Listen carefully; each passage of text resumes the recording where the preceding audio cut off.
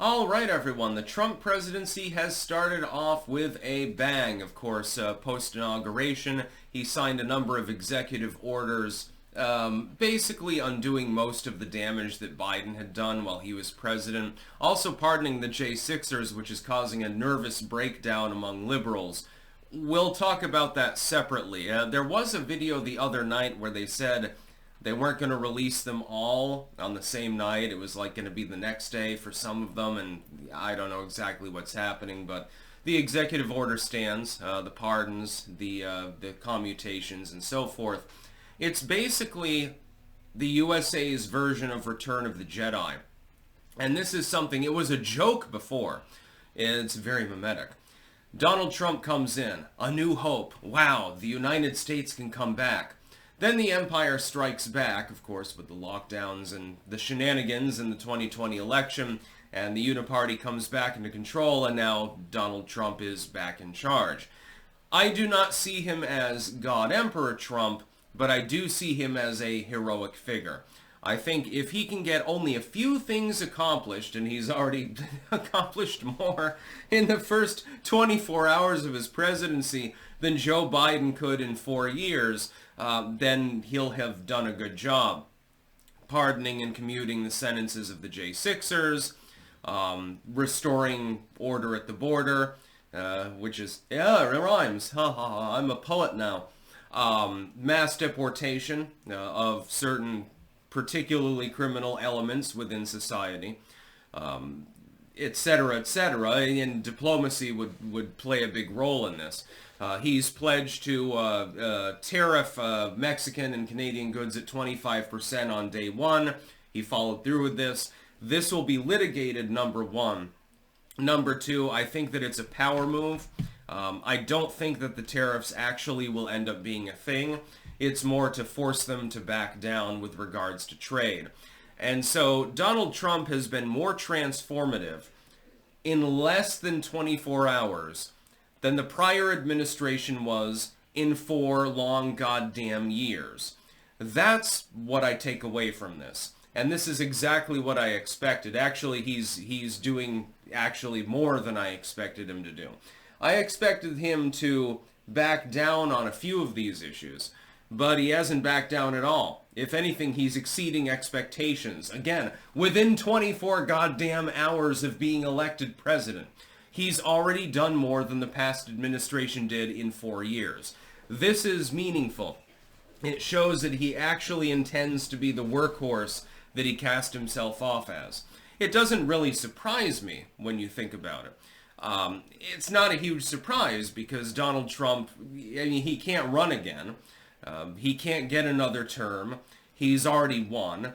And so he can, do basically whatever he wants. The big problem with his administration is going to end up being the House Republicans. Believe it or not, yes indeed, in his first term, the House Republicans were the ones that were more reluctant to actually go along with him on things. The Democrats, they can be counted on to, try to counter anything that he does. If they don't control either chamber, it comes down to Republicans to stop him, not the Democrats. And they were the ones that cock-blocked him for several years, like on the border wall, forcing a federal court decision saying, yes, indeed, Mr. Trump, as chief executive, as commander-in-chief, he does indeed have the right to take discretionary spending and divert it to building a border wall because it's part of national defense, so it just sort of makes sense. It took a federal court decision, and the House Republicans wouldn't fund it, even to the tune of a few billion, while they were giving billions and billions and billions and billions and untold billions of dollars to foreign nations. These are Republicans. It's fairly predictable. Donald Trump, I think, is going to succeed and more than from his first election. And there's one reason for that. He now has political experience. He's had years to digest the filth and the corruption that is DC.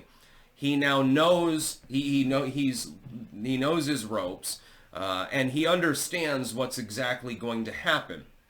If he understands that, he will probably do a better job than he did in his first term. I have great faith in him that he will.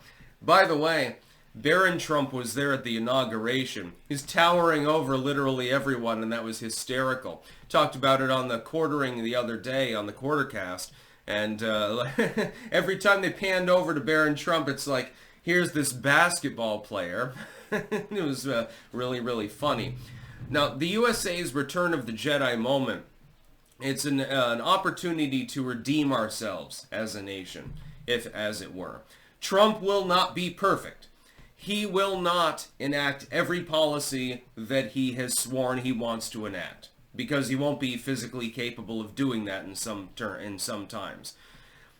He will not be God Emperor Trump. He is not actually going to put his enemies in the stocks and will be able to throw bricks at, the corporatists or banksters and stuff like that.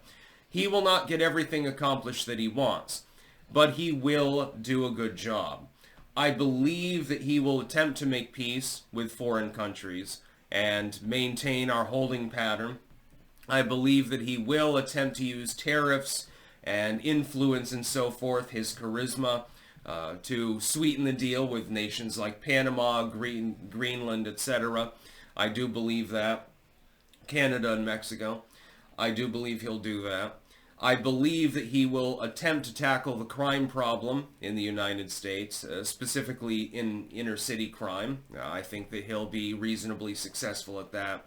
Ultimately, though, the standard of a president these days is a little bit different than it was maybe 100 years ago. 100 years ago, you expected them to be basically perfect. You need to solve all of our problems. People need to understand the president can't solve all of your problems. It's impossible. It's constitutionally impossible, and it's implausible at the same time. The President of the United States can make you better conditions in order to solve your own problems, and some of them they can solve themselves. Beyond that, they have no further power at all. Donald Trump, I think in the end, will be remembered much more fondly after his second term than after his first term.